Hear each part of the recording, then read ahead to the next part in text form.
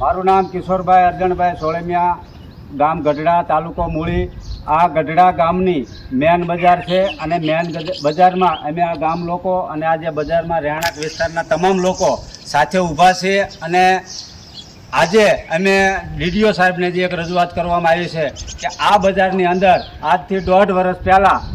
અંદાજે કે 2 વર્ષ પહેલાં જે ભૂગર્ભ ગટરનું જે કામ કરવામાં આવ્યું તે એમાં બહુ મોટો ભ્રષ્ટાચાર કરવામાં આવ્યો છે। તેમાં સરપંચ, તલાટી અને કોન્ટ્રાક્ટર બધાએ સાથે મળી અને આ ગટરની જે નાખવામાં આવી એની જે અંદર ઊંડાઈ નાખવામાં આવે તે ઊંડાઈ પણ નાખી નથી અને એના જે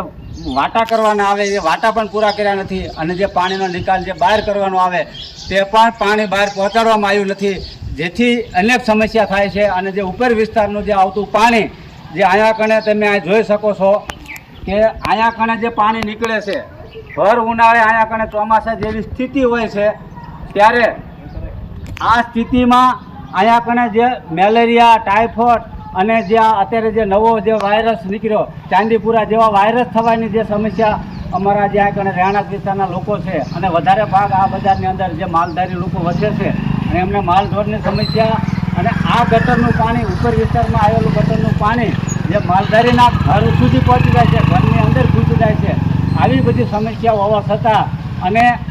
આ બાબતની અમે અનેક વખત ડીડીઓ સાહેબને લગભગ 5-7 વખત રજૂઆત કરી, ડીડીઓ સાહેબને રજૂઆત કરી, પણ આ ભ્રષ્ટ તંત્ર અને બધાય મિલી ભગત હોય એવી સ્થિતિ અમારા ગામ ગઢડાની છે। તો અમારી સાથે અમારા ગામના ગઢડાના લોકો બધા ઊભા છે, તો તમે જોઈ શકો છો કે આ કેવી અમારી ગઢડાની હાલત છે। તો અમારી ગામજનોની એક જ વિનંતી છે કે ડીડીઓ સાહેબને કે જે અમારા ગામના તલાટી છેલ્લા 12 વર્ષથી એકને એક જગ્યાએ નોકરી કરે છે, એટલે ગામજનો સાથે તલાટી કે ભાઈ કોન્ટ્રાક્ટર સાથે મિલીભગત કરીને બહુ મોટો ભ્રષ્ટાચાર કરવામાં આવે છે, તો તાત્કાલિક ધોરણે આ તલાટીશ્રીની બદલી કરવામાં આવે અને કોઈ તટસ્થ વ્યવસ્થિત તલાટી અમારા ગામની અંદર મૂકવામાં આવે।